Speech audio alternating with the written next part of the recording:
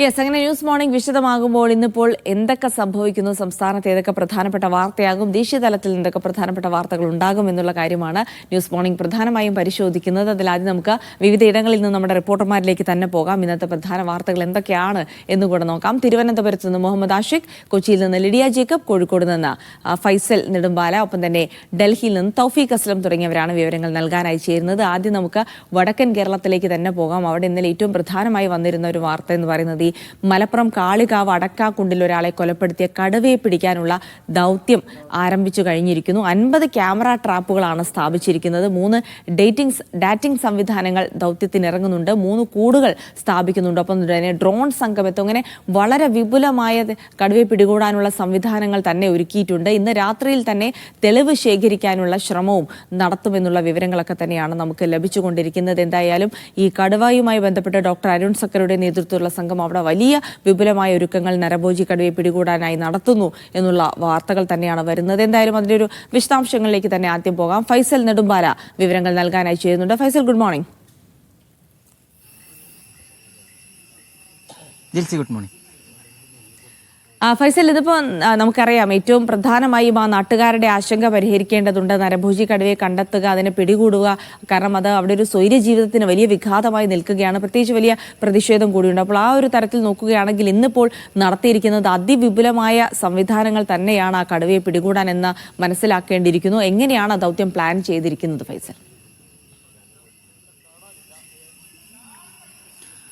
ജിൽസി, ഈ അടക്കാക്കുണ്ടിലിറങ്ങിയ കടുവയെ പിടികൂടാൻ അത്യാധുനിക സൗകര്യങ്ങളോട് കൂടി തന്നെയാണ് ഇത്തരത്തിൽ ഒരു സംവിധാനവുമായി വനം വകുപ്പ് രംഗത്തിറങ്ങുന്നത്. 50 അംഗ സംഘമാണ് ഇതുമായി ബന്ധപ്പെട്ടുകൊണ്ട് ഈ ഒരു ദൗത്യത്തിന് ഇറങ്ങുന്നത്. ഡോക്ടർ അരുൺ സക്കറയുടെ നേതൃത്വത്തിലുള്ള ഒരു സംഘമാണ് കടുവയെ പിടികൂടുന്നതിന് വേണ്ടി ഇറങ്ങുന്നത്. 50 ക്യാമറ ട്രാപ്പുകളാണ് ഈ പ്രദേശത്ത് സ്ഥാപിക്കുന്നത്. അതിൽ പകുതിയോളം ഇന്നലെ തന്നെ സ്ഥാപിച്ചിട്ടുണ്ട്. ബാക്കി ഇന്നായി സ്ഥാപിക്കും. അത് മാത്രമല്ല, ഇന്ന് ഡ്രോൺ ഉൾപ്പെടെയുള്ള സംവിധാനങ്ങൾ ഉപയോഗിച്ചുകൊണ്ടായിരിക്കും ഈ ഒരു കടുവക്കായി തിരച്ചിൽ നടത്തുക. അതുപോലെ 3 കൂടുകൾ പ്രദേശത്ത് സ്ഥാപിക്കുന്നുണ്ട്. ഇന്നലെ രാത്രി തന്നെ കടുവയെ പിടികൂടുന്നതിന്, കടുവയെ കണ്ടെത്തുന്നതിന് വേണ്ടിയിട്ടുള്ള ശ്രമങ്ങളൊക്കെ തന്നെ നടത്തിയിരുന്നു. ഈ പ്രദേശത്ത് കടുവയുടെ കാൽപ്പാടുകൾ ഉൾപ്പെടെ കണ്ടെത്തിയിരുന്നു. 2 കുങ്കിയാനകളെയാണ് എത്തിച്ചുകൊണ്ട് തെരച്ചിലിനായി നടത്തുക. ഒരു കുങ്കിയാന ഇന്നലെ തന്നെ എത്തിച്ചിരുന്നു. ഒരു കുങ്കിയാന ഇന്ന് രാവിലെയോടുകൂടി തന്നെ എത്തുമെന്ന് തന്നെയാണ് നമ്മൾ മനസ്സിലാക്കുന്നത്. എന്തായാലും ഈ കടുവ പൂർണ്ണ ആരോഗ്യവാനാണ് എന്നുള്ള ഒരു സ്ഥിരീകരണമാണ് വനവകുപ്പിന്റെ ഭാഗത്ത് നിന്ന് ഉണ്ടായിരിക്കുന്നത്. ഇനി തിരിച്ച് കാട് കയറിയിട്ടുണ്ടോ എന്നത് അടക്കമുള്ള കാര്യങ്ങളൊക്കെ തന്നെ കൃത്യമായി പരിശോധിക്കും.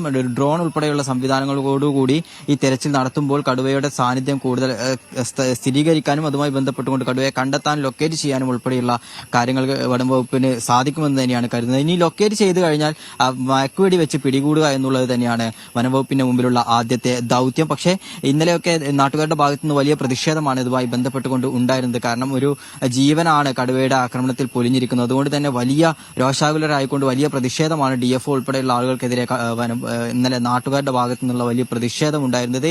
എന്തൊക്കെ പറഞ്ഞാലും ഈ വന്യജീവി ആക്രമണം വയനാട്ടിൽ കേരളത്തിൽ തന്നെ ഓരോ മാസവും അല്ലെങ്കിൽ ഓരോ ആഴ്ച കൂടുന്തോറും ഓരോ ജീവനുകൾ ഇതുമായി ബന്ധപ്പെട്ടുകൊണ്ട് നഷ്ടപ്പെട്ടുകൊണ്ടിരിക്കുകയാണ്. ഓരോ മനുഷ്യജീവൻ കൂടുതൽ വന്യമൃഗങ്ങളാൽ നഷ്ടപ്പെട്ടുകൊണ്ടിരിക്കുന്ന ഒരു സാഹചര്യത്തിലൂടെയാണ് നമ്മൾ കടന്നു പോകുന്നത്. അതുകൊണ്ട് തന്നെ വനംവകുപ്പിന്റെ ഭാഗത്ത് കൂടുതൽ ജാഗ്രതയോടുകൂടി തന്നെയാണ് ഇത്തരത്തിൽ ഈ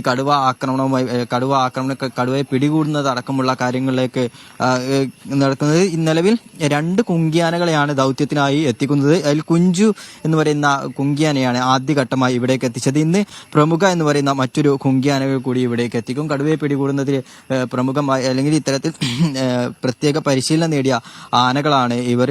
അരുൺ സക്കറയുടെ നേതൃത്വത്തിലുള്ള സംഘം ഇന്നലെ തന്നെ ഇവിടേക്ക് എത്തിയിരുന്നു. ഇന്നും കൂടുതലായിട്ടുള്ള തെരച്ചിലൊക്കെ നടത്തിയതിനു ശേഷമായിരിക്കും ഒരു 8 മണിയോടുകൂടി തന്നെ ഇത്തരത്തിൽ ഈ കടുവയെ കണ്ടെത്തുന്നതിനായി കാട്ടിലേക്ക് ഇറങ്ങുന്ന ഒരു സംവിധാനത്തിലേക്കായിരിക്കും കടക്കുക. ജിൽസി.